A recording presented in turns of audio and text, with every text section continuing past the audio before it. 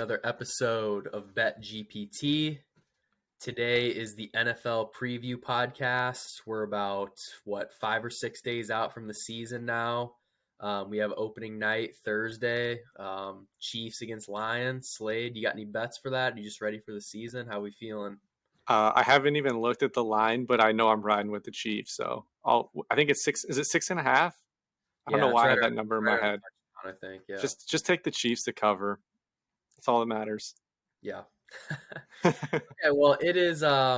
It's definitely been kind of a crazy offseason. The Chiefs obviously are one of the favorites. They just beat the Eagles in the Super Bowl last year. But to kind of break it down, we put some major bullet points of what changed in the season to see if who can knock the Chiefs off their throne or kind of what that looks like. So there's 5 major coaching changes.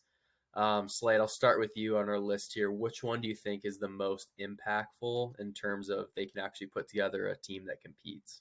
The Broncos. It's Sean Payton. Because I think they actually have some talent, and I think Nathaniel Hackett just did such a bad job last year that if somebody comes in and is a little bit competent, that they can actually make a pretty big jump. They were in a lot of close games last year. Yeah. Who do you think is a worse coach, Nathaniel Hackett or Urban Meyer? Because we saw two of the worst head coaches maybe in NFL history. I'll go Nathaniel Hackett as worse because I'll give Urban at least he has the college resume. Hackett's resume is that he's buddies with Rodgers. Yeah, it'll be interesting to see how Hackett does because is he the offensive coordinator for the Jets? Or yeah, I think so. Yeah, part of the offensive personnel. So. In terms of other coaches, we have Jonathan Gannon coming in for the Arizona Cardinals. He seems like quite the character in some of the videos I've seen on Twitter. Not sure how motivated the guys are going to be with him, but he's coming over from the Eagles from their defensive coordinator. Which not to say I'm sure he's a fine coach, but that Eagles defense was stacked. Like I'm pretty sure you and I could have put together a pretty decent game plan. Yeah. With that team. Next up, we have the Carolina Panthers, your hometown team. They got Frank Reich, who just spent 5 years in Indy. He basically has had really bad quarterback luck with Andrew Luck retiring. Then he had Brissett, Phil Rivers, Carson Wentz. But now he finally has that QB to kind of build around. So a lot of optimism in town. I'll say that. I'm glad the Bears stayed away and kept Fields, but I think he has a chance to have a pretty big year, Bryce Young. Yeah, I think it'll really just depend on their offensive line because I watched a couple of their preseason games because I know we bet on the under on one of them, and their offensive line was just getting destroyed. So I think if he has time to throw, he'll be successful. Because who's he got at wide receiver? They traded DJ Moore, so yeah, they got Adam Thielen in. Yeah. Which did anyone else want him? Yeah, he's definitely on the back half of his career. So we'll kind of see how that goes. And then our last 2 head coaches in the AFC South, D'Amico Ryans for the Houston Texans, came over from the 49ers. He was actually a former player. And the Texans, it's kind of been hard to take them seriously because they've had Lovie Smith and David Culley as their past 2 head coaches and really didn't give them anything to work with. They were kind of just like, here, you like fill in for the next 2 to 3 years, and then we'll wait until we actually get a real QB, and then they traded all that future draft capital to trade up for Will Anderson, to which they gave up a lot. No matter what you think of Will Anderson, they gave up a lot. The happiest people on earth, Arizona Cardinals. They don't care if they don't win a game this year. They could potentially have 2 top 5 picks, which you can go one of 2 ways. You can keep Kyler Murray and trade those picks, or you're shaking your head, or you can kick Kyler Murray to the curb, take Caleb Williams, take Drake May, take one of these top guys and really build around them. So Caleb Williams has probably a pretty good shot of being an Arizona Cardinal come 2024. What if Caleb Williams doesn't want to go to Arizona? He's making $10 million in NIL. Does he have the power to just say, I'm going back to college for 1 more year? I'll just sit on my $10 million and just like rule the University of Southern California. I guess it would depend on how bad the situation is in Arizona. Like if they're playing hard and like there's no off the field crap and they get rid of Kyler pretty smoothly, I don't think he would. Like, you're in Phoenix. It's not like he's stuck in Buffalo, you know what I mean? Or Baltimore. Like, you're in Phoenix. He's living in Cali. It could be worse. I'd be really interested to see if the Rams, who they own their first round pick for the first time in what seems like 10 years, what if the Rams were like pick 3? Does he have the power to just be like, I'm literally only signing with the Rams, otherwise I'm not even going to enter? Can that even happen? I mean, the right trade package, maybe. I guess if you got offered like Drake May and a bunch of other crap for that spot instead of Caleb Williams, that's probably worth it, depending on what you think of Drake May. Yeah, it's just hard to gauge because like totally different sport. But the NBA, it seems like most of these players get whatever they want, and in the NFL, some do. But like this is kind of different because he's still a college kid and he's not. Have we seen anybody really do this since Eli? No, no, I was gonna say it's been Eli Manning's the last one, I think. I don't know. I don't think he's a diva, so I think he would be okay. I mean, going to LA or the Arizona Cardinals, I don't think is like the end of the world if you're a 22-year-old millionaire. Yeah. Okay. Yeah, I just want to know your thoughts. And then last up, we have another rookie QB in Anthony Richardson on the Colts, and he's playing under new head coach Shane Steichen. He was the Eagles' offensive coordinator. Jalen Hurts kind of perfected his offense last year, and they're hoping to do the same with Richardson. Going into my draft betting last year, it should have been like fairly obvious that they were drafting Anthony Richardson, but unfortunately, I bet Will Levis to be picked by the Colts, and that, as a lot of you know, did not turn out well. But that's okay. We'll shake that one off. But yeah, I agree with you. Probably Sean Payton has that best chance to succeed. He does have the toughest division out of the 5, but he has really a strong defense already, and basically he just has to fix Russell Wilson. Right. It's literally comes down to Russell Wilson. Everything else, I feel like they have like wide receivers. They have the defense. It really comes down to the quarterback. Yeah. And if he sucks again, then I feel like at that point he's unfixable. You've had multiple coaches, multiple years of this, and you can kind of move off of Russ and give Sean Payton a clean slate. Yeah, and clean slate. That'll be interesting though because they're not going to be like a bottom 5 team. They'd be pretty middling. So I don't know what options would be available for them QB wise.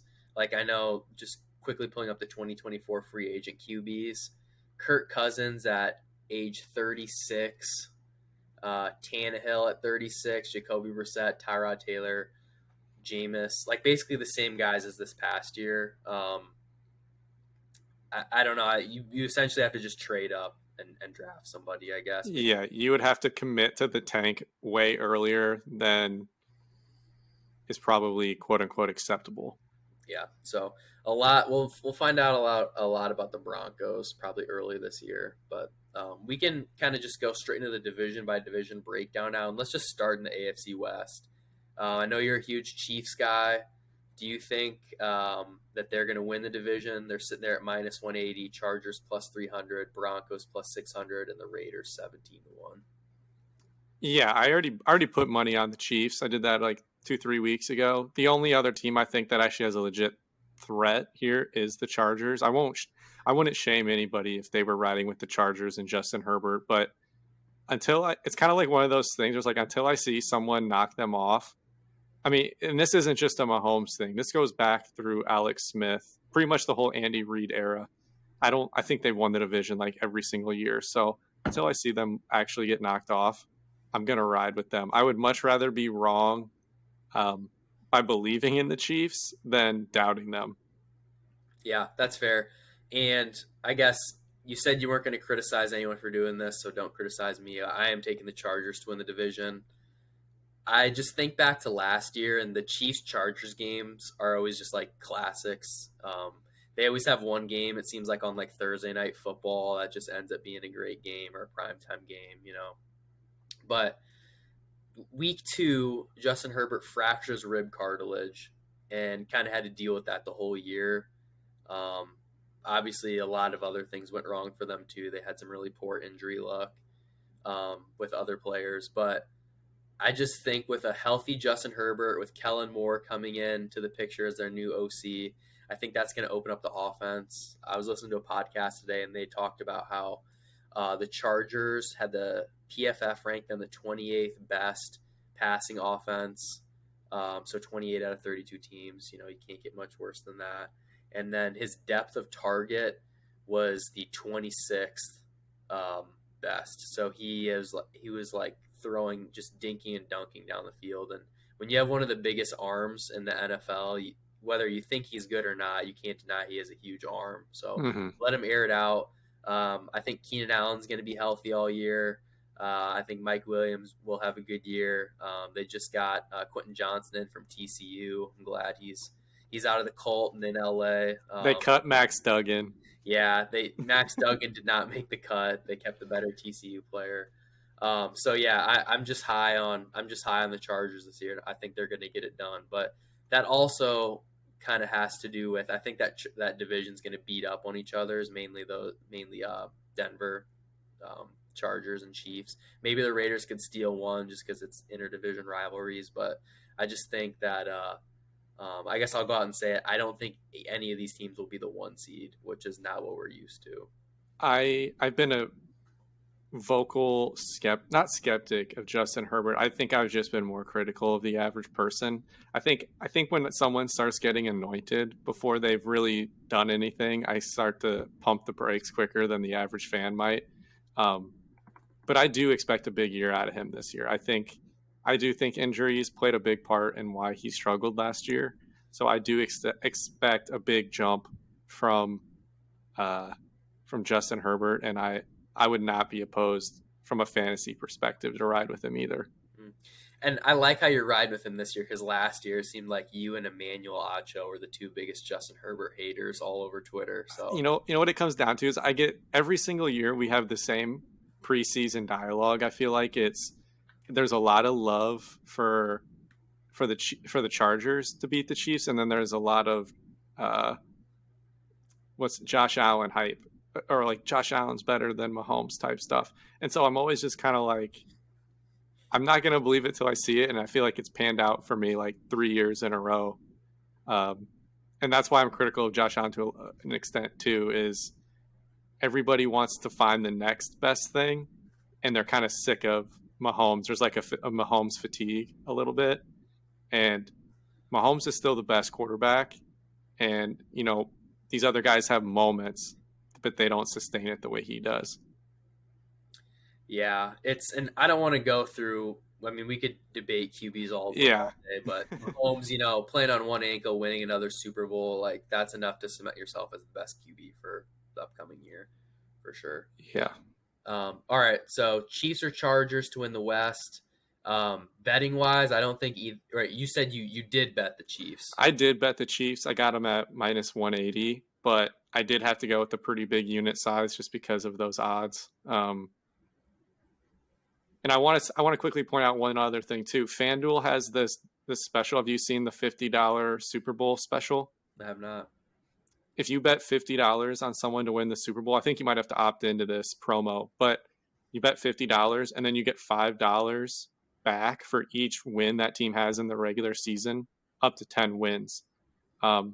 So for like the last 3 years, I've bet the Chiefs at $50 going into the year to win the Super Bowl. And then I get $5 back every year, or every game they win. So basically it's a risk-free bet. So I hit that last year. Obviously I lost the year before. It just feels like a smart play because all they have to do is go 10-7 and it's a risk-free bet. I guess you could say that for a couple other teams, but I just want to let all of our FanDuel using listeners, I want them to get in on that. Because I think if you bet on one of those top teams, like I said, risk-free. Yeah, exactly. And that's perfect for recreational bettors like us. We're not always trying to win like thousands of dollars. Like we're happy, being up or down $50 and just having some enjoyment out of it. If we do want to go big, we definitely pick and choose our spots, but I don't think either of us are like, oh, it's a huge game, like let's throw hundreds on it. That's just doesn't make a whole lot of Right. sense. We like Yeah, that. that's one of those rare promos where it's like, this is actually a good deal. Like a team could go 9-8, and it's like, okay, worst case, you risked $5, jump Yeah, on it. no biggie. Yep. Okay. Next up, let's go to the AFC East. We got the Bills at +120, Jets +250, Miami +290, and New England +800. This is my favorite division to talk about. I think from a gambling perspective, I think you could go a million different directions here at different points this summer. I've been on 3 of the 4 teams.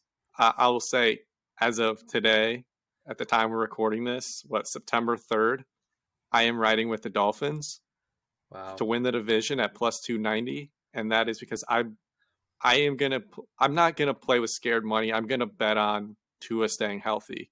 I think when Tua's healthy, he's proven he's one of the best, um, you know, 5 to 10 quarterbacks in the NFL, and then you throw in the weapons he has, the defense he has. I like I like their coach. Um, I think you could. I will never clown anyone for any pick they make on this division. I think you could literally bet all 4 and have a very valid case for it. Yeah. Yeah, I think it's going to be really competitive. And I'm going to stick with the Bills. I'm not going I wouldn't bet them at +120. I think the Bills end up winning it, but it'll probably come down to week 15, 16, 17, 18. Like it's going to be the last month of the season for sure. Someone's going to have to get hot in December. And I think the last week of the regular season is the first week of January. So someone's going to have to play well there. Yeah. AFC North, I think this is another division that could go all 4 ways. Bengals +150, Ravens +210, Browns +400, Steelers +470. As you can see, I'm a Cleveland Browns fan. I don't have a ton of faith in them to win the division. I think they're going to be competitive this year, and I think they'll play well. I have them pegged as a wild card team, and assuming Joe Burrow stays healthy, I like the Bengals to win the division. If Joe Burrow is not healthy, then I would take the Ravens to win it because I think Lamar has a pretty big year. Yeah, I want to go back to the last division. I wasn't done yet. I can't believe you didn't ride with BS on Bill Simmons on the Pats at +800. I can't But do no, that. I can't do I know, I know.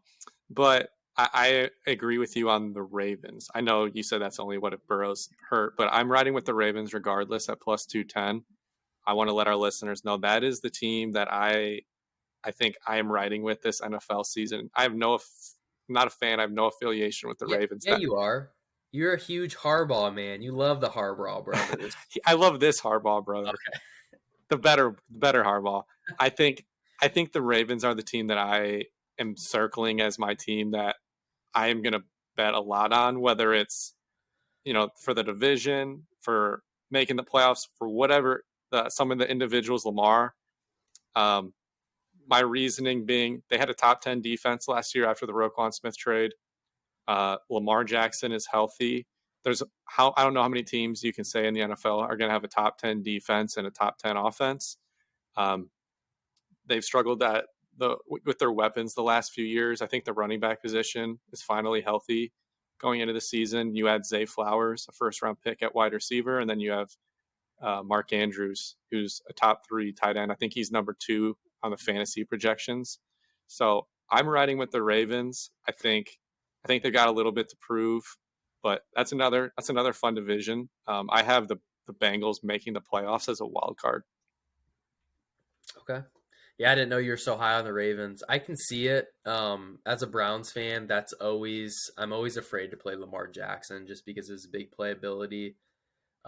It's basically him, Mahomes, and then another position player, Tyreek Hill. Those guys are all just like total game breakers. And yeah, the Bengals are good, but I don't know. They just haven't seemed like that dominant of team. They always play to the level of their competition. Like they're good for Yeah, the Chiefs or Bills, but could pretty much they do. drop like 2 games a year. You're like kind of like how the hell did that happen? Like I think 2 years ago they lost to the Bears when they were like a 5-win team. Like they just lose these really ugly games, but then they'll go and they'll beat the Chiefs or the Bills. So it's interesting. Yeah. Okay. Next up, we have the AFC South. The Jaguars are the favorites at -155. We had Austin Ash on last episode. He likes the Titans at 310, and then the Colts at 550, and Texans at plus 1,000 round out the division. You got anything here? I followed Ash and I bet the over on the Texans 7.5 win total. I can't get with him on the plus 310 to win the division. I think I'm still riding with the Jags. At the end of the day, they're still the Jaguars, so I don't have a ton of faith. I have not put any money there. I do think Trevor Lawrence is good. I think he's the real deal. I have belief in him, so I think that's where me and Ash differ. So I'm riding with the Chiefs at what, minus 155? The Jags minus Or the 150. Jags, yeah, minus 155. It'd be if the Chiefs were in the AFC South and football. 17-0. Yeah. Which actually, speaking of 17-0, I was looking at the odds for that. The Chiefs and Eagles are 35-1 to go undefeated. Bills, Niners, Bengals 65-1. I think the Cowboys are like 80-1. What price would you need for a team to go undefeated? Any of them? Over 100-1. Yeah, I was gonna say there's too much can go wrong. The extra week added in. Has it happened in our life? I think the last team to go undefeated was the Pats. No, well, they lost in the Super Bowl. Yeah, I guess is that bet including the playoffs, or is it just the 17 games? It's just the 17 games. Okay, yeah, so then the Pats would have been, but that was also a 16-game season, so it's a little different. I think the last undefeated team was the Dolphins. I remember they had Larry Zonka as their running back. I think that was in the 80s. But yeah, I think that was also only a 12-game season. 1972, they went 17-0, won the Super Bowl. And yeah, that's the only team to complete a fully undefeated season in NFL history. 14-0 in regular season, 3-0 in the playoffs. So only 14. I feel like that's just throwing your money away. So we'll stay away from that. But looking at the AFC as a whole, I'll just go through my 1 through 7 here. I have the Bills winning the AFC. My 2, I have the Jaguars. I think that there's 6 games against the division. I could easily see them going 6-0. And if we think all the other divisions are as competitive as we think they're going to be, it'd be pretty easy for the Jaguars to kind of sneak up there or even get the 1 seed, which I do want to say the 1 seed is so important in like your Super Bowl chances because only one team gets a bye now. I think this is like the 3rd year of it doing that. It used to be 1 and 2. But that bye can be huge. And then obviously you have home field. 3 seed, I have Chargers. 4 seed, Bengals. 5, Chiefs. 6, Dolphins. 7, Browns. And then the just missed would be the Patriots, Ravens, and Steelers. So I know you're a little bit different because you have the Ravens winning the division. I have the Ravens winning the division, and I have the Dolphins winning their division. So ours are going to look a lot different. I rode with the Chiefs. I know I told you guys I like the Ravens, but I don't think I can put them as the number 1 overall seed in the AFC.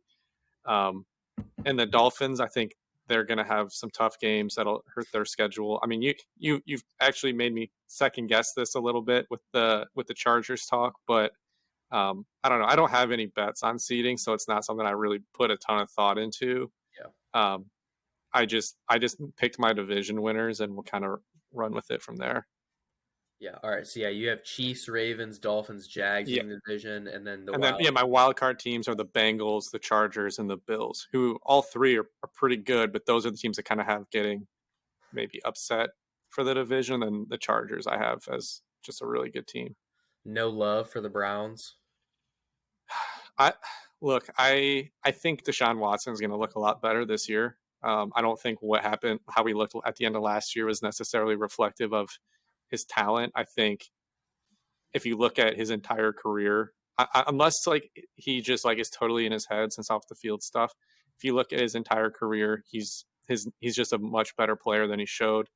So I think the Browns actually do have a decent shot to make the wild card. It's just that division you already have the Ravens, the Bengals, and then the Steelers finished the year like 7-2 with Kenny Pickett. So their schedule is going to be pretty brutal, but I definitely think it's possible. Yeah, I mean, I have them as the last team in, so it's going to be close. They're going to have to win some tough games for sure, and they haven't done that in the past. So we'll see how that goes. In terms of the NFC, though, um, it's funny. I feel like we just talked about a bunch of really strong teams. Then you go over to the NFC, and it's just a bunch of like, Yeah, it's a couple teams and then a bunch of blah. yeah. I So the think NFC, or go I ahead. think we have a very similar thought, I guess, just from talking to you. I think we have a very similar thought on the NFC. It's kind of the Eagles and the 49ers and everyone else. Is that how you see it?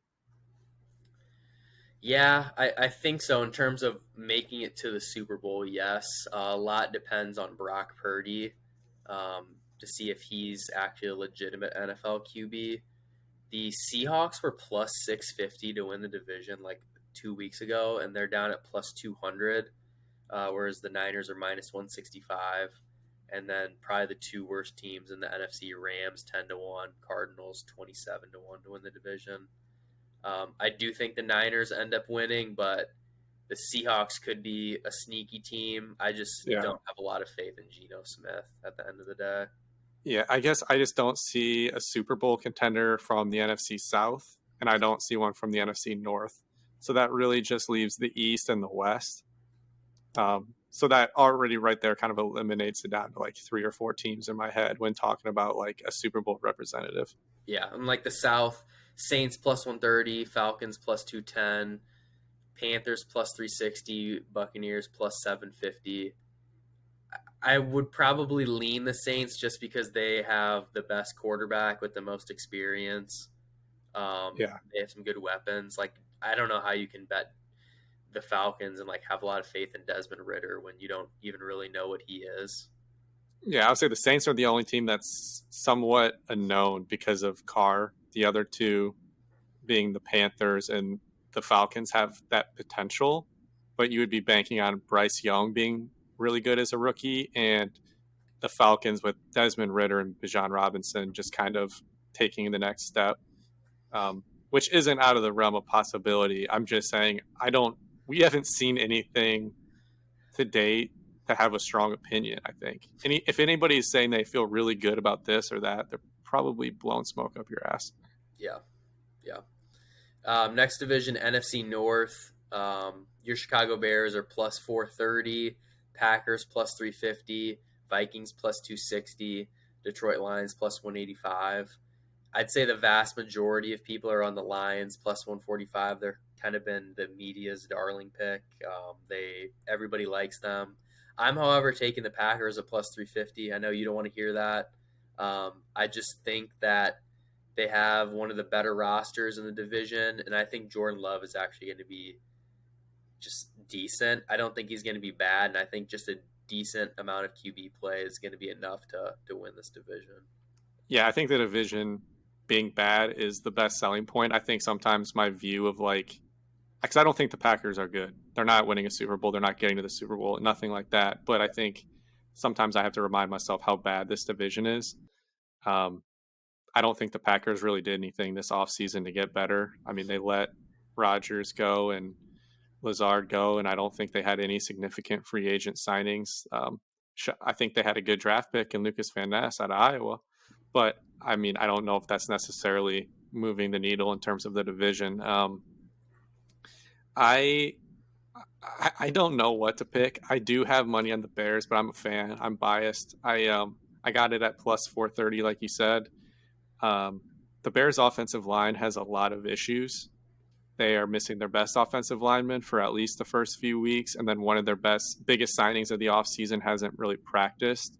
So when I watched, and they had one of their preseason games where no one played. Like, they sat like 25 of their top players. So I haven't really seen anything, and I can't sit here and tell you guys like I feel super good, but I do think there's some value at plus 430 because I just don't think the division is that good. And if I'm looking through this with an optimistic Bears lens, the second half of the season last year, they lost a lot of games. They were trying to lose, and the offense was putting up like 30 plus points and giving up like 40 points. Yeah. It seemed like every week we were losing like 38, 35. And it was like, well, at least Justin played well, but we lost.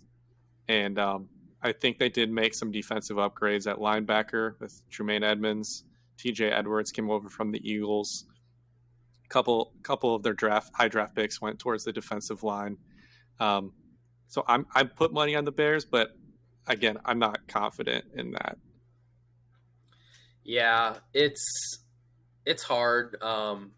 Just like with any of these, I'm not. I know you have money on the Chiefs, but I'm not personally betting any division. I'm gonna wait. I think probably 2 or 3 weeks because FanDuel is gonna have these division odds up every single week. So if you don't feel totally great about something, or still have some unanswered questions, I would probably just advise you just to wait. There's no rush at all to do this. Like the Packers are playing the Bears week 1, so Yes. the winner of that game, their odds are obviously going to shift. But I mean, it's going to tell you a lot, kind of where Yeah. you're at. I was going to say that too. I put a very small amount on the Bears at plus 430. The only reason I did the Chiefs is because I felt like if the Chiefs start off like 3-0, it's going to get to like minus 360 real quick. Yeah, That won't be the case for the Bears. I just put a little bit on there to get in the game, to live a little bit as a fan. But yeah, I think week 1 is going to move the division odds a ton.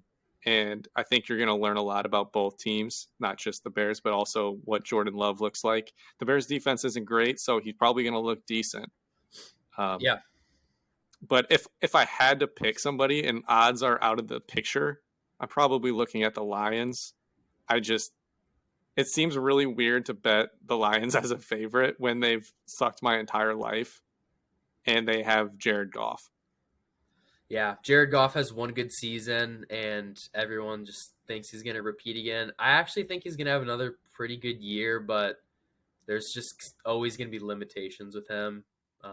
And he was the number 1 pick for a reason. Like he has great tools. He's going to have glimpses of like being a superstar, but he's not going to be able to do it for a full season. You saw when he went to the Super Bowl 4 or 5 years ago, the Patriots just totally took him out of the whole game, and then he throws an interception to Gilmore late in the fourth to kind of lose it. So Yeah, the Lions taking Jahmyr Gibbs or whatever in the first round was still one of the biggest head scratchers of the draft for me. Dan Campbell, their head coach, just said that, or no, their offensive coordinator, I think, someone on their staff was just like, we're going to use him in ways that no one thinks we're going to. So I don't know if that means he's going to be a bell cow and you need to get him in fantasy, but they still have David Montgomery on their roster, who was from the Bears last year. And I Mm-hmm. feel like he's going to eat up quite a bit of goal line touches at least. So we'll see if he's kind of fabricating that a little bit, or if that ends up being true. But with our last division here, kind of what I'm going to look to do, I think, is I want to identify divisions where there's 2 teams. I think that one of the 2 teams will end up winning it, and I'm going to try to get plus money on both of them. I think the NFC East is a good division to do that, with the Eagles minus 115, Cowboys plus 175, Giants plus 700, Commanders plus 1300. Just straight up looking at these numbers, I don't think the Giants or Commanders have a realistic chance. I think the Eagles and Cowboys are going to be 2 really good teams. And I didn't touch on this when you asked me about the 2 best teams being the Niners and Eagles, which I agree with, but I think the Cowboys are the 3rd team. They just have such a strong defense. Mike McCarthy, I think, limits them. There's only so many watermelons he can smash pregame to help them get them amped up to win games, which was just absolutely ridiculous. But the Cowboys are sitting there at plus 175, the Eagles minus 115. I think the Cowboys, betting them early in the year at plus money, and the Eagles betting them at plus money, you can secure some value, hopefully sometime this year. But I don't really know who wins that division. It's hard to replace both your coordinators and have to do what the Eagles do, but they also have such a talented roster. They basically have the whole Georgia defense on their team. Say they got the best player in the draft at like pick 9 or whatever. Yeah, Jalen Carter. yeah. So, yeah, that'll be. Are you leaning Eagles? I'm assuming. I took the Eagles to win the division because I haven't seen I just think that they're the most well-rounded team. I agree with you on the Cowboys. I have the Cowboys as my 3rd best team in the NFC, and I have the Seahawks as my 4th. So are you putting money in the Eagles now, or you're just doing the Giants now, or the Cowboys now? I'm gonna do the Cowboys. I think in week 1 or week 2 after one of those Okay, games, I believe. and I also want to mention that it seems like the the Lions are the media's darling. I think whatever the opposite of that is, I think that's kind of what the Giants are. It seems like everyone's hating on the Giants or kind of off that bandwagon. I don't Yeah. think they're going to win the division either, but I don't know what they really did to fall off as hard as people are acting like. I know the Danny Dimes contract is a little prohibitive in terms of like free agency. Um, but they did bring back Saquon. I don't know. I just think that if you thought that Brian Daboll was a good coach last year, I don't know what would have changed coming into this year. I think a lot of people just thought they were really lucky last year. Kind of like the Vikings. Yeah, the one of the luckiest teams in NFL history. Basically, there's some articles coming out that the Giants are due for regression. Um, they had 3 comeback wins at the last second. That's They yeah. had great luck on 3rd and 4th down conversions, which I say luck. They obviously worked hard on those plays, and offensive line did their job to get those yards and convert it. But stuff like that, I just think will regress back to the mean, and I would lean the Giants' season wins under, but it's already been bet so far down that there's no value to be Yeah, made. it'll be interesting to see what the Giants and the Vikings look like. Like that was a playoff matchup not that long ago, and everyone's kind of out on both. I know we are. I mean, we basically just didn't even mention them in the NFC North discussion, and they won 14 games last year. And I don't think their offseason was anything noteworthy either way, but sometimes a quiet offseason is a good one. But um, it just seems like everyone's kind of out on those two teams. And would it really, really surprise me if the Vikings won the division? Not really. I'm not betting on it, but I'm just saying, like, to act like they're potentially the 4th best team in that division is almost kind of comical. Yeah. So for the NFC, we have pretty similar rankings. I have Eagles 1, Niners 2, Packers 3, Saints 4, Cowboys 5, Seahawks 6, and then Lions 7.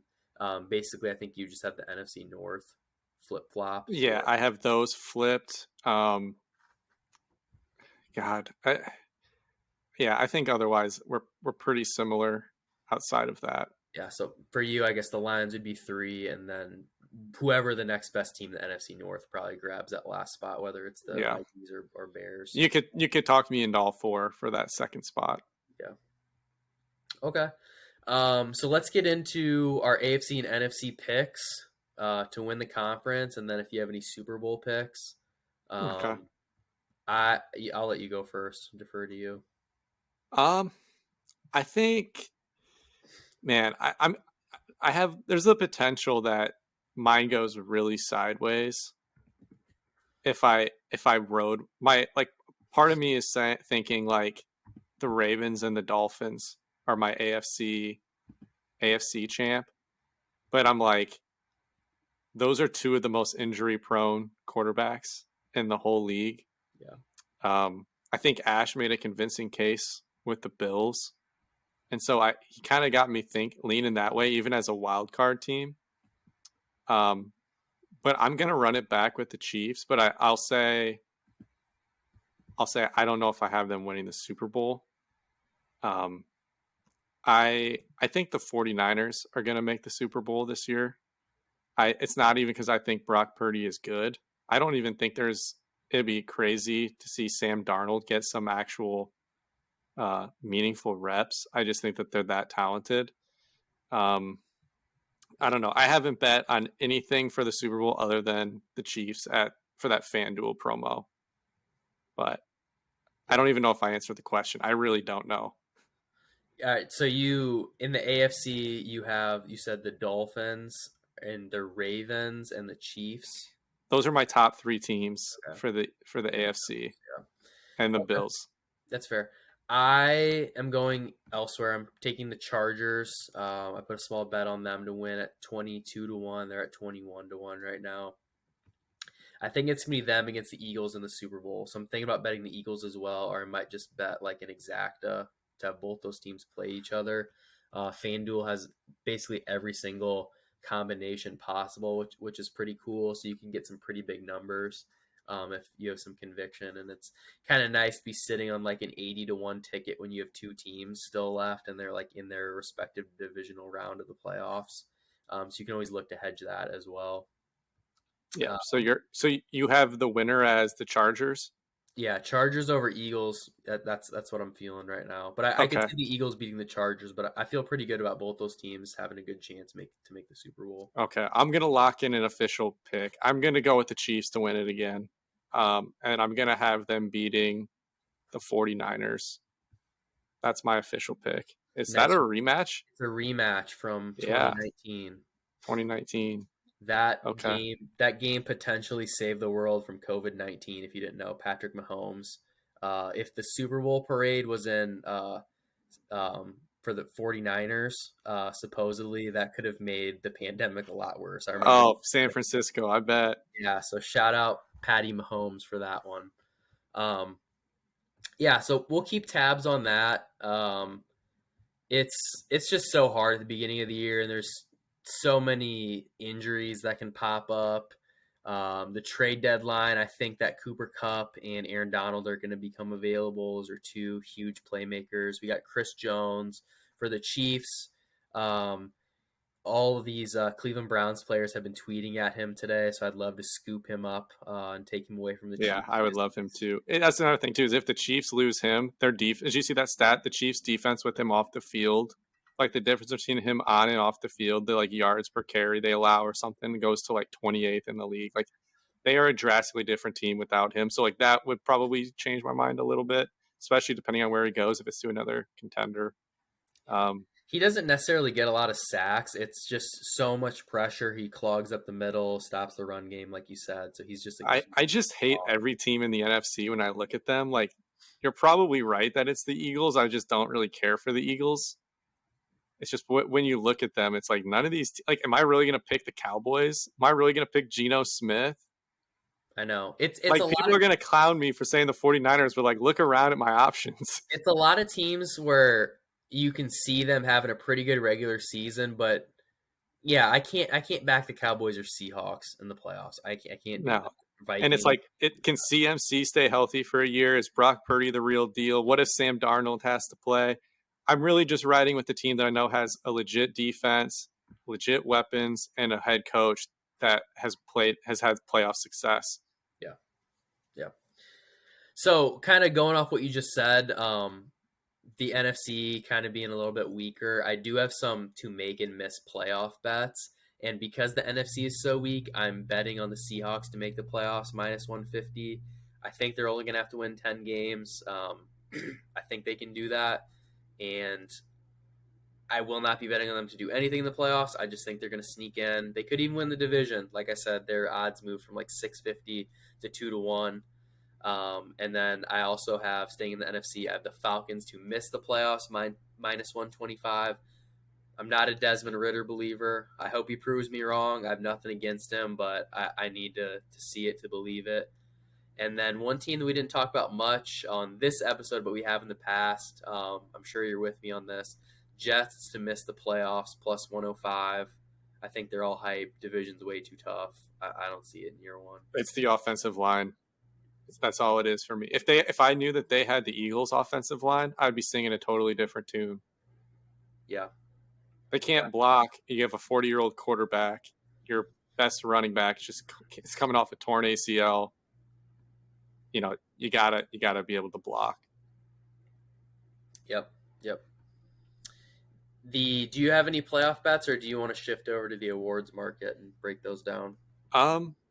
No, I don't have any playoff bets. The only thing is, like I said, I followed Ash on the minus or the over 7.5 for the Titans. But I'm not betting the playoff stuff with them. Because I think 8 wins is definitely in play, and I don't think that gets you in.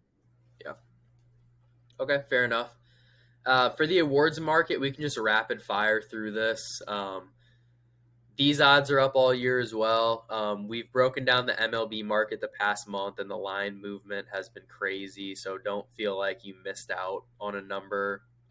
You can probably get a better one as the season goes on for most of these guys. For MVP, I'm looking at Herbert and Mahomes. the two best QBs and two of the best QBs in the AFC. Offensive Player of the Year, I more think of that as a non-QB award, so the best skill position player.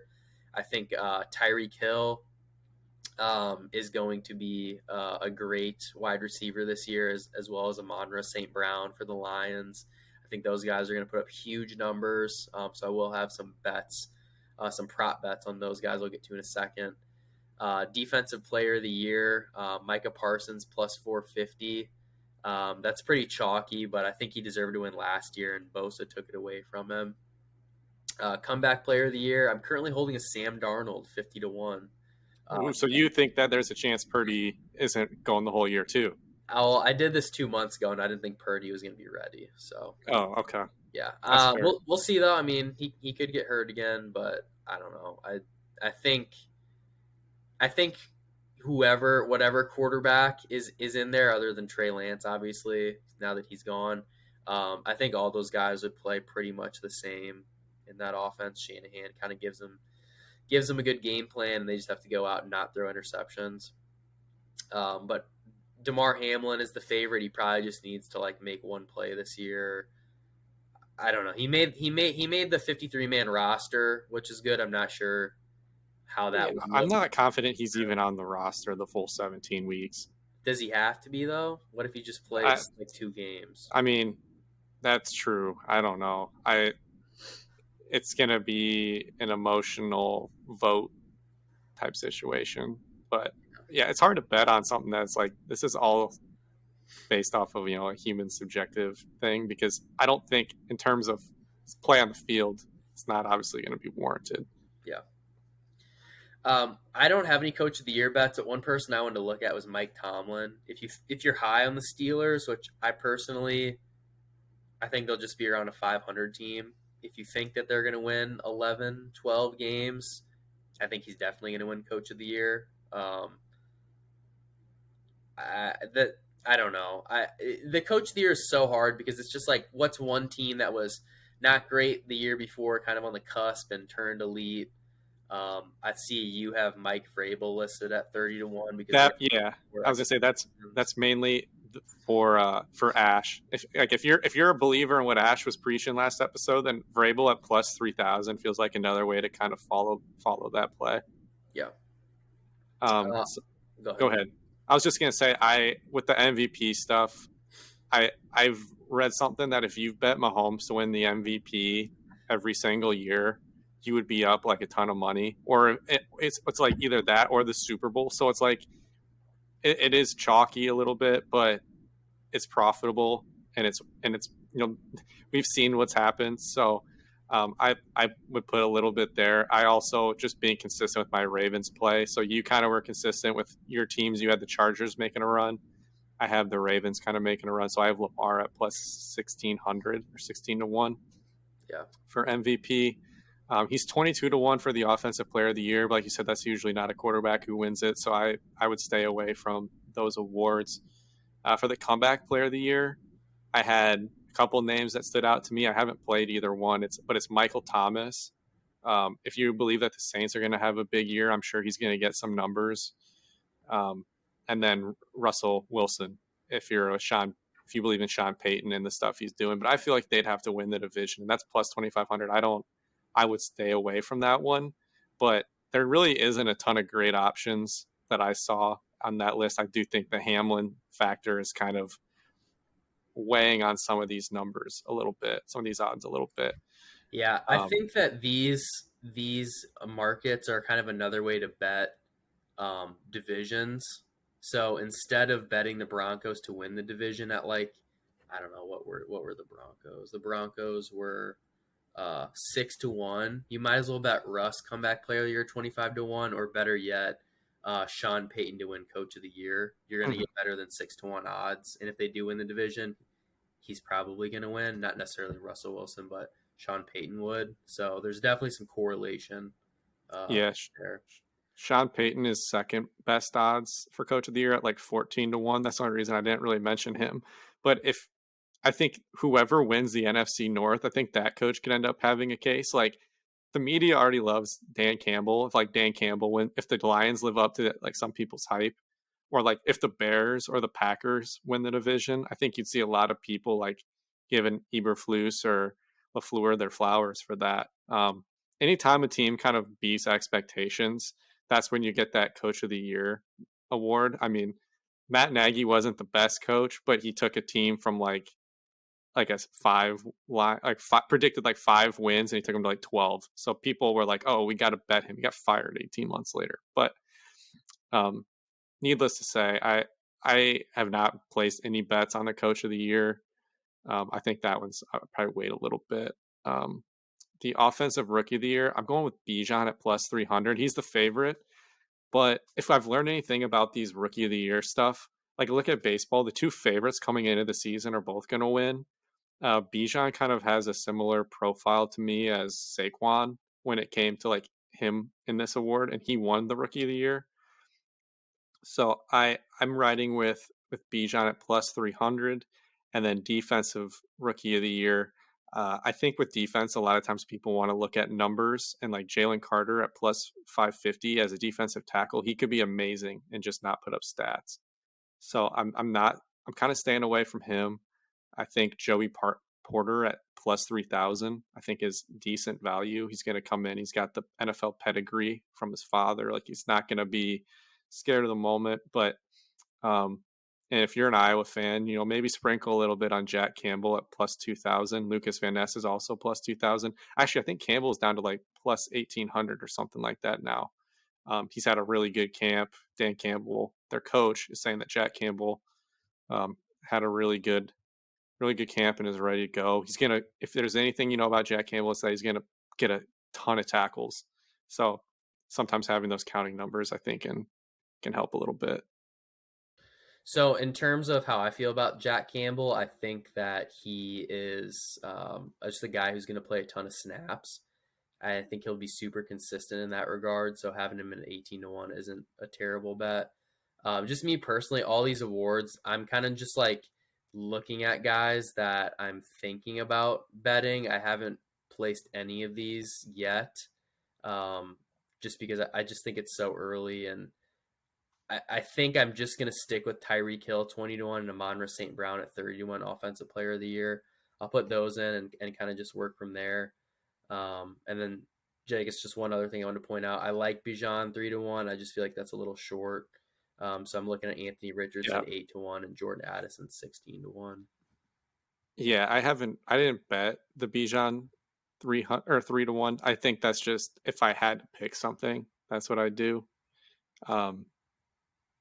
I think he's far and away the favorite, but yeah, I mean those odds aren't great. Yeah. Okay. So that's kind of a breakdown of the awards market. We'll keep an eye on that as the season goes on. Do you have any other particular bets you want to get into before I go into a couple of mine? No, I don't really have a ton of player props. I think I have a Kelsey number of touchdowns over, but I don't even have that off the top of my head. It might have been like 10.5, somewhere like that, something like that. Okay. Sounds good. Yeah, I could see Kelsey as long as he stays healthy, and he's never had injury questions in the past, so he should be fine in that regard. Yeah, I think he's projected second most touchdowns coming into the year, so I felt it was fair play. Yeah. All right, so just to kind of recap this podcast, we looked at the divisions. We have a couple small bets. I obviously have the Chargers to win the Super Bowl, small bet. All that kind of leads up to my season prop bets, and these, like, I made legitimate bets on these, so I feel very strongly about them. So I'm just rapid fire go through these real quick, and we'll make sure to tweet them out on our Bet GPT Twitter account as well. But as you're about to tell, there's a lot of correlation between what I talked about today and these bets. So Justin Herbert to throw over 30 touchdowns, minus 165. I just think their new offense is going to unlock it for him, and he's going to throw 30 plus. Same with Tua, plus 170, throw 30 plus. He's been doing some jiu-jitsu this offseason, so when he gets tackled, he's not going to fall on his head anymore. He's going to do a little roll, and he's going to play all 17 games. So I'll take that at plus 170. Plus, just like Tyreek Hill and Jalen Waddle, those guys are just going to randomly get like a 60-yard touchdown out of thin air just to add up the Yeah. count. So I feel good about that. Looking at last year's guys, Mahomes threw 41, Allen 35, Burrow 35, Geno Smith 30. Those are the only guys to hit the 30 mark, but I think Herbert will get up there and Tua. Kind of a long shot here. I threw a couple dollars on this. Tyreek Hill to lead the league in receiving at 9-1. I feel good about that. I think he's super motivated, and it's hard to guard him and Waddle. As long as Waddle's healthy, they're not going to be able to double team Tyreek as often as they'd like. So I'm going to bet his over 1,300 yards at minus 120 as well. And then there's a prop on FanDuel, Slade. Do you think anyone is going to have over a 1,964.5 yards receiving? That is the NFL I know record. Tyreek really wants that 2,000. And who's the other guy that said they want It's it? Was him, it Jefferson, and Chase. All three of those guys. I'll take the under. I do want to say I did bet Justin Jefferson to lead the league in touchdowns this year. It was plus 1,100, but I had a profit boost with FanDuel. They're doing like a promotion, like boosting odds, like 25% boost for regular season props if you get them in this week. So now it's at plus 1,380. Felt pretty fair. Nice. I like it. I kind of have the next tier of wide receivers. I bet on them as well. I have Amon-Ra St. Brown and Chris Olave both over 1,050.5 yards. My notes here just say both these guys are beasts. I feel like that's all I really need to say. Those guys are just super talented. There's going to be a lot of targets headed their way, and I can see them sailing over the 1,050. Same with Gabe Davis. He's only sitting at 775.5 yards. Josh Allen's total set at 4,350 yards. Like, where are all those yards going to? Gabe Davis is their second wide receiver. So, I think he's going to have that. He also had a really bad ankle sprain the second or third week of the year and had to play through it. So he's fully healthy this year, and I heard he's looking good at practice. Just like everyone else, I heard he's in the best shape of his life. So what could possibly go wrong there? Also, one of my books is hanging a Cooper Kupp under 1,250 yards. If he's actually going to miss a couple games, I'm not sure why I wouldn't be betting that. So if you do have a sportsbook offering you Cooper Kupp unders, I would take a look at those for sure. And then this one, shifting over to QB, Slade, you'll like this one. I have Jalen Hurts over 8.5 interceptions. I think there's going to be a tad bit of regression. The Eagles had so many games where they just like pulled away and he didn't have to throw in the second half. I don't think that's going to be the same this year. It's going to be a little bit more competitive. But they're obviously still going to win a lot of games, but he's going to have to use his arm to help them win. And I just think he's going to throw a few interceptions. So cool. So 3 weeks ago, exactly, I did place a Trevor Lawrence 30-plus touchdown season at plus 150. That's just passing touchdowns. Like I said, I think the Jags are going to win the division. I am high on him. And then the Travis Kelce play was 10-plus touchdowns. He had 12 last year, and he's hit 10 or more 3 of the last 5 years. So that one is minus 125. And then I also put a small amount of Justin Fields MVP. Plus 2,000. He's the most bet player for the MVP. Did you know that? Based off handle and just number of bets. Did you know last year the answer to that question was Trey Lance? Are you serious? Yeah, so good luck. Who the hell was betting him?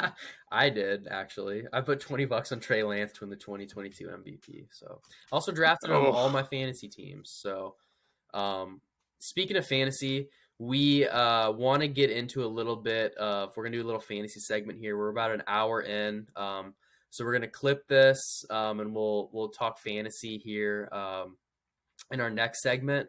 But we really appreciate you guys hanging around for this NFL preview. We're going to make sure to post all these plays on our Twitter. The YouTube will be up shortly after the podcast is out like normal. So if you, can't listen necessarily on your phone, we have the closed captioning up, and you'll be able to, and the transcription on there, so you'll be able to read off our bets as well. So just trying to make everything as available as possible for you guys. Any closing thoughts on NFL slate? Are we good? Good to cap it here. Um, no, I'm ready. I think it's I training camp just bores me, so I'm ready. Yeah, we'll have another podcast later this week. We're actually going to break down the lines for week one, have some picks. So super excited to do Yep, that. I've got some picks in already, but I'll save them. Yeah. All right. Sounds good. We'll catch you guys in the next segment.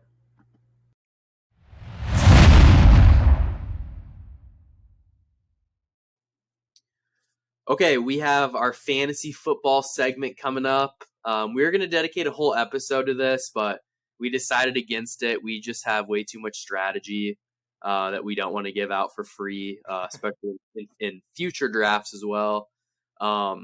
So we're just basically going to each go 5 minutes, make this nice and quick. So if you don't play fantasy or whatever, like no worries, you can just skip through this. But for all of you most likely drafting this upcoming week and getting ready for the season, take some notes. Yeah, so I would say both of us are perennial playoff teams, so take that for what it's worth. But I think for me, when I think about building my fantasy team, I'm usually starting off with looking at the supply and the demand. There's some years where there's maybe only a handful of top wide receivers, or there's only a handful of top running backs. And I think for 2023 in particular, there's only so many running backs that you can really trust high in the board. I don't know if you feel that way, but that's kind of how I looked at it. Is I was looking at the board and I'm like, there's a lot of wide receivers that you could fill in like the rounds 3, 4, and 5 that I think are not that big of a drop off compared to rounds 1 and 2. So that's kind of how I try to think of it. Is like, what's the delta between this tier of a running back versus this tier of a running back, or this tier of wide receiver versus the second tier of wide receiver? And I think this year the gap between the wide receivers is a lot closer than the running backs. Like if you look down the list, like Pollard is running back like 6 or 7 in a lot of rankings. I know that he was kind of the beloved running back in Dallas last year, but I personally am staying away. I think he got hurt last year, so he's coming off a major surgery in his ankle for one, and two, they had Zeke last year who took more carries than him. So a lot of people are looking at it like, oh, he's going to get a larger bulk of the carries, and while that's true, I also think they use Zeke primarily for a lot of those difficult yards, those up the middle yards. So he's going to take a pounding, and he's not a big guy. And if you're like, well, maybe they have another like third down back, I'm pretty sure their backup running back is Deuce Vaughn, that little guy from Kansas State. So I'm predicting like Pollard to just get absolutely rocked and probably not injured, but like I think you can expect him to miss some time, or they'll hold him back a little bit and try to keep him fresh. The other running back I don't really love is Dalvin Cook. I think he's going to split some carries with Breece Hall. So those are two names I'm personally staying away from. Do you have any names you're staying away from? Anybody you really love? Or do you just totally disagree with my strategy? No, I think it makes a lot of sense. With Pollard, there is a little hesitation on my end too, just because I feel like I don't know if he can actually move the sticks. He's just like an explosive guy. So those hard yards will be hard to come by. So I guess just to put this into perspective, we're in a 10-team league. You have picked 10. I have 11. Yep. Oh yeah, so I have 7 and like what is that, 12 or 13, and you have Yeah. 10. I have 10, 11, you be 7 and 13. Okay, yeah. So kind of that early second, late first is what we're looking at here. I do agree that I think if the board doesn't something crazy doesn't happen, like I'd love a Tyreek Hill, a big explosive wide receiver, but if I can't get that in the first, I will be taking Nick Chubb at 7. Okay. I just think he's a bell cow. He's going to get a ton of carries. They're trying to get him involved in the passing game more. And the key to fantasy football is you need to find a running back who can get 4 targets a game. Mm-hmm. And if he can get 3 or 4 receptions, that's huge. We're in half PPR, so it's not as big for us, but especially full PPR leagues, which is why Austin Eckler's been so effective. I'm not as high on him, though. I would pass on Eckler this year. I would pass on Saquon Barkley at 7. I would take What him about Derrick in the Henry? back half. I like Derrick Henry. Me I too. think he's getting. I was gonna say if I had to pick between like a Nick Chubb and a Derrick Henry versus one of those like CD Lamb type wide receivers, I'm taking the running back Yeah. because if you get past, I'm telling you, if you get past round like 2 or 3 without a running back, it is a scrap heap of a lot of blah. And I think Yes. Nick Chubb he's been good the last few years in fantasy, but they don't have that awesome backup running back this year that they've had in previous years. So I think Nick Chubb is somebody who could get an even bigger workload than we've seen in the past. Yeah, they have Jerome Ford as the backup instead of Kareem Hunt, and Ford just got hurt and sprained his ankle like week 1 of the preseason, so he's not even 100%. Chubb's going to take on the full workload, and like you said, the middle to late running backs are not great, whereas like the wide receivers, one guy I really like is Sky Moore for the Chiefs. Mahomes is going to have a huge year. Juju's gone. Like, someone has to step up and be the one. I think it's going to be Sky Moore. And I think his ADP average draft position is like in the 80s or 90s. I think he's like 86 overall at ESPN. So just a guy like that, I think there's just so much more upside at the wide receiver position. So I want to lock down proven guys early Mm-hmm. in the running backs and then kind of take risks at wide receiver. Yeah. But in my position, I also have an early second. So if I don't go running back, I think I'm going to take Amon-Ra St. Brown as my wide receiver Okay. 1. He should be there. So you can go ahead and not draft him, I guess, at 10 or 11. Yeah, I plan on going running backs if possible. Josh Jacobs at 11 would get a little but the board gets really gross really fast. I mean, the best running back that'll probably be available in round 3 is Ramondre Stevenson. And like Jonathan Taylor, we don't even know what the heck's going on with him. Yeah, I would pick Taylor, but it'd be in like the 6th or 7th round. I would love to get Bijan, but I don't think he's going to be there at 10. I don't think CMC will be there at 10. I don't even think Eckler will be there at 10. Oh, I think you're going to get Bijan. I would think he's going to be there. take Bijan, and I would take Derrick Henry, or Chubb. I know you would probably take Chubb, but I would probably take Derrick Henry too, back to back, and I'd be happy with that. And then my next few rounds would be all wide receivers. My next 3 picks probably. When would you consider taking a quarterback? I was just going to ask you. I will be taking one of Josh Allen, Jalen Hurts, or Patrick Mahomes if available in the 3rd round. 100%. 100%. I will be taking. I was going to say it for me. I don't think because my 3rd round pick is going to be like pick 30. I don't expect any of them to be there. So I've just kind of like my next 3 are all wide receivers, because if I'm not getting one of those top 3 running backs, that's when that like delta between tiers comes in. And it's like the 4th best QB is who? And I don't know if the gap between 4 and 7 is that big. The QBs in your range will be Lamar, Herbert, I like Lamar. and Burrow. I like Lamar. Can you take Lamar at 30 though? I guess I'd have 30. You have to. 31, but I'd probably have to. You would have to. Yeah. I would have to. Personally, I don't like that because I was going to take Lamar in the 4th, which would be the 3 picks after you. So if you end up taking him at 31, 32, I can't get him at 34. Then I'm going to have to redo my whole draft plan on the fly. But that's the thing about fantasy. How about this? I'll take Lamar, because I'm riding with the Ravens, and you can take Herbert since you're a Chargers guy this year.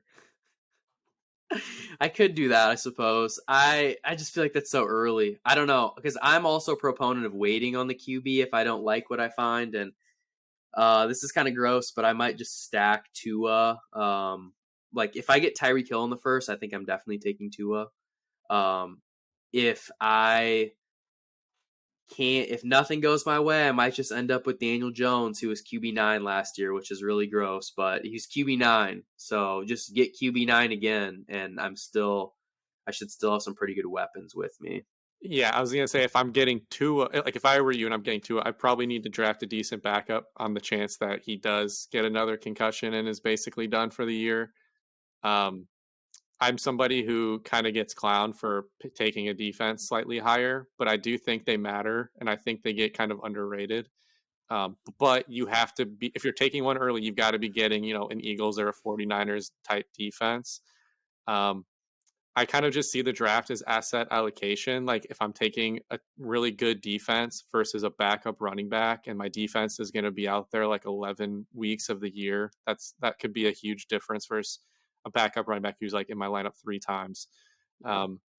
Did you know that ESPN has the Eagles defense as like the 10th best defense for some reason? Oh, really? I wasn't even. I haven't looked at any defensive mocks. I guess I But just Yahoo assumed. Yahoo has them second. So Oh, yeah, you can have the Niners and I'll take the Eagles later if you just want to do that. okay. I guess yeah. You kind of have to look at what their division schedule looks like. Maybe they think the Cowboys are going to score a lot. I just want to add one last thing. Um, I try to be as emotionless as possible when I pick, and not try to pick my favorite guys. And I try not to be like, oh, I don't like this guy, so I won't take him, or this is a boring pick. I just try to be as strategic as possible. Um, I will use that as like a tiebreaker if I'm really torn between two guys. I'll take the guy I like more, obviously. And then I try to have like one fun pick, maybe two fun picks each draft. It doesn't have to be high; it could be late, but I like getting guys that I want to watch. So I try to get a fun pick in there too. Um, but for the most part, I am picking strictly based off trying to win. That's fair. And I basically, my tiebreakers, if they're on a good team, I'd rather have someone who I know is gonna have a positive game script, and be in a good chance to succeed. Real quick before we wrap up, I know it's been 10 minutes, but what's your feeling on the tight ends? You going early, late, to be decided? Only if it's Kelsey. But the thing is, if I took Kelsey, it would have to be at 11. So I don't think I'm going to see him at 30. Um, Hawkinson, I think, is 3, and 2 is Andrews. You'd have to take Andrews where you're drafting Lamar. You'd have to go 30, 31. That's your only Yeah, chance of I'd have getting to them. like package them up at that second. Yeah, picking 10 is weird. You kind of go, you're like in little blocks, like every 10. Yeah. Um, I don't know. I would love to have Kelsey. I think I could make an argument for him at 10. I just worry what running back I would get at 30 instead. Well, you don't have to worry about that because I don't know if I'm supposed to be sharing this, but Nicholas Bear is taking Travis Kelsey 5th overall in the league, if available. Oh, Now, this is getting released after the fact, but if these tapes somehow get leaked before the draft, that would be a no real wonder my shame. chances of Yeah, getting a Bijan are better because I got a tight exactly, end going 5. exactly. I know who you're taking likely at 7, and we know who Ash is taking at 1. So really, I we I need to have it. know 2, I 3, have it 4, all. 5, 6. Yeah, I have it all pieced together. I can talk to you offline about it. I can tell you exactly who's going to be available. Who's picking 2, 3, 4? Two is, oh my god, I don't even remember off the top of my head now. It doesn't All even that matter. matters One, is one, two, three, and CMC is four gonna don't go. matter. Yeah, it's gonna be Yeah, Chase and CMC. Tyler Ellingson took Jamar Chase and number 1 overall in his other league, and he's picking 2. So Jamar is going Okay. 2. 3, whoever will take CMC Yep. probably. 4 is Brady Ellingson. He'll overthink it. I could text him one Austin Eckler stat, and he'll be like, "I'll take him." So we don't have to worry about him. He also And likes the Chargers, dude. yeah, We need to pound the table for Brady to take Eckler at 4. I'm praying he takes Eckler at 4 so that we can play this tape for him after. at this point, Please take him. It's 5:04 on Monday, and I promise this next Bet GPT episode, Brady Ellingson will have selected Austin Eckler, and I will send him a bunch of text messages trying to convince him. So it'll be hilarious. Just like drop subtle hints. Be like, I am so high on the Chargers this year. I think Yep, they are gonna. Their offense is gonna lead the league, and just start planting the seed a little bit. yep, yeah. So we'll keep everyone updated with that. But yeah, if you have any other fantasy related questions, feel free to shoot us a tweet. We'd be happy to at least help you out or give you our insight on that. We need to do So like a start sit segment where like people text us or in our mailbag or like, who yeah. should I play between? And then it's like a wide receiver 3 versus a running back 3 type thing. Yeah, that'd be really fun. And also it'd be fun too if maybe next year, once we have a pretty good following on BetGPT, we could do like a listener league. Even if it was something crazy like a 20-team league.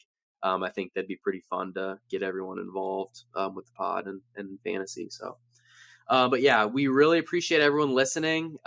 This has been another episode of Bet GPT. So slam that like button, subscribe, follow, tell your friends.